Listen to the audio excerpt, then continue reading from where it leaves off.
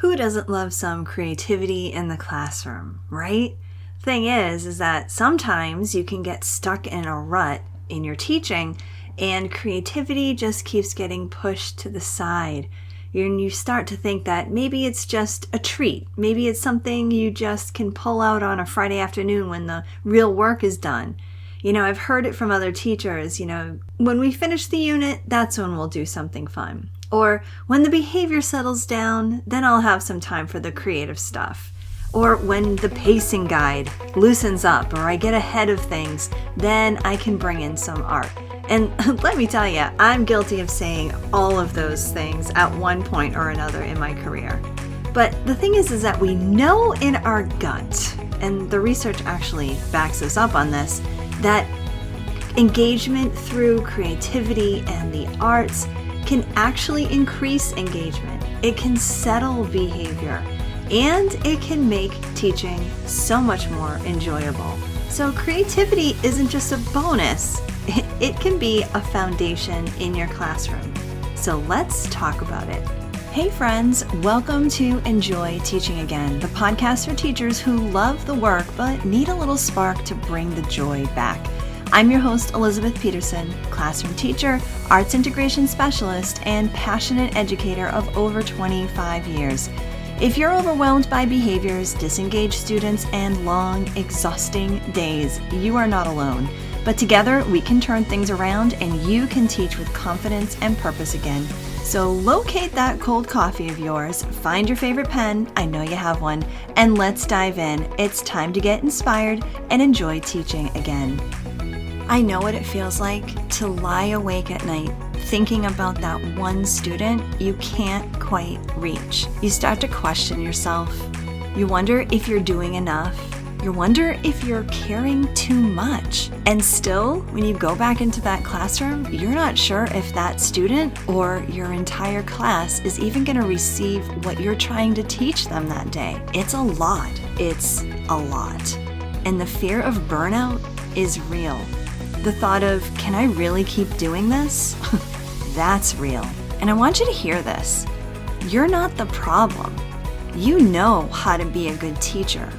And you certainly don't need someone telling you what to do. You really don't need a new program to implement, and you certainly don't need a new initiative. What you need is a reset. There is a way to teach that feels calm and creative and connected to who you are as a teacher. There's a way to get back to that feeling that you had when you first started teaching, that feeling of hope and excitement and smiles and getting really excited to go in and set up your classroom for the day. I know because I'm there again. I know because I've helped teachers get there again. And listen, you don't have to piece this all together by yourself. Let me help you. If something inside of you is whispering, yeah, I think I might need this, listen to it. Go to theinspiredclassroom.com/reset. Check it out and see if this is something that you think might help you. We're going to work together to reset your classroom and protect your love for teaching. I'm excited to be looking a little more closely today at creativity and what it can do for your classroom. And by the end, I want you to walk away with one small, specific thing that you can try in your first weeks back to school that will show you exactly what I mean. Now, I don't know if you know this about me yet, but I am an arts integration specialist. What does that mean? Well, I do specialize in arts integration. I got my bachelor in music, I got my master's in arts and learning, and I even have a CAGS degree in arts leadership and learning. And I've been teaching workshops for over 20 years now in arts integration topics. I love the arts. I love what the arts can do for our students, and I love what the arts can do for us teachers. And if there's one thing I've noticed about teachers over the year, is that we are creative. We love to be creative. We know that creativity and the arts are a vital part of learning, and yet we don't use it nearly enough. Think about it for a moment. No matter what your talents, no matter what your interests, no matter what the content is that you teach, there's creativity inside of you. Even if that creativity shows up in weird and odd places, you are a creative person. I've seen teachers doodling. I've seen teachers taking paint classes. I've seen teachers who are part of a band outside of school. But I've also seen so many creative teachers who are amazing at storytelling, who are amazing at cooking, who are just amazing at all these different creative outlets. And let's face it, teaching in general is a creative profession, or at least it should be at its core, right? We love to create things for our kids, creating lesson plans, creating experiences for them, and making their learning come alive. Problem is that somewhere along in the last few years, our creativity has been squashed. Our creativity and our students' creativity. Maybe you've had that moment where you're thinking to yourself, I just don't have time for creative stuff. I have a pacing guide. I have standards. We have a set curriculum. I have a timeline I need to stick to. And I have students who can barely even sit still long enough for the lesson that I already planned. How can I bring some loosey-goosey kind of creative things inside as well? And if that's where you are right now, oh my gosh, it is completely understandable, because when you're behind on a pacing guide and the behavior is already pulling your attention in 5 directions, the thought of adding a creative element can feel like the last thing you should be doing. Creativity and play might even seem to be the thing that will get your kids out of hand, and the room will start to turn to chaos. But if you really think about it, the opposite can also be true. Creativity isn't how you lose control of your room. It can be part of your classroom management strategy. I mean, think about what happens in a student's nervous system when they're asked to move their body, to tell a story, to draw a response, or create something with their hands. Their brain shifts. It actually shifts from reactive mode to creative mode. The escalation pathways start to quiet down as they start to focus. Their engagement goes up, and their behaviors that were pulling everyone's attention, the side conversations, the refusals, the staring at nothing, they often just stop. Not because you managed them, but because you addressed the engagement leg of your classroom's tripod. And when the engagement leg is steady, behavior has less reason to give it a little wobble. I can think of times when I have done creative things with my classroom, with my students, and they just came alive and they got focused all at the same time. Isn't it interesting? Like, your room can suddenly become alive, and yet it is so focused and engaged. That's not a coincidence. That's actually SEAL at work. Social, emotional, artistic learning. The arts aren't a decoration. They're a tool that does regulation as well as engagement. So when you bring movement or a visual response or storytelling or even just a 60-second creative moment into your classroom, several things start happening at once. Students who struggle with regulation, they get to process their learning through their bodies instead of their words. For a student who came in already activated, who had a hard morning or had a hard time in the hallway or a hard everything before they sat down in your classroom, that physical shift is often the only entry point that will work. Students who are diagnosed, they find a way in, because creativity and the arts are naturally differentiated. Think about that for a moment. The arts meet you where you are, and they push you to go a little further. And not only that, students who feel disconnected from you or from each other, or from the content even, they can start to reconnect because they're connecting in different ways that involve their whole mind, their whole body, and their emotions. I mean, if you wanted to address all three legs of your tripod in your classroom, connection, regulation, and engagement, the arts and creativity are the way to go. And I just really need to emphasize this one thing because this is so important to me. That creativity isn't just about helping your students. It can also help you, the teacher. Think about your best moments in teaching, right? Not your most efficient moments or, your best ones where you're standing in front of your class and you're teaching and the kids are engaged. I bet that some of those moments that you are thinking of are the ones that involved hands-on creativity. I bet that they involved something creative, a project that came alive, a lesson where students were genuinely excited, a moment where the room felt electric and nobody wanted it to end.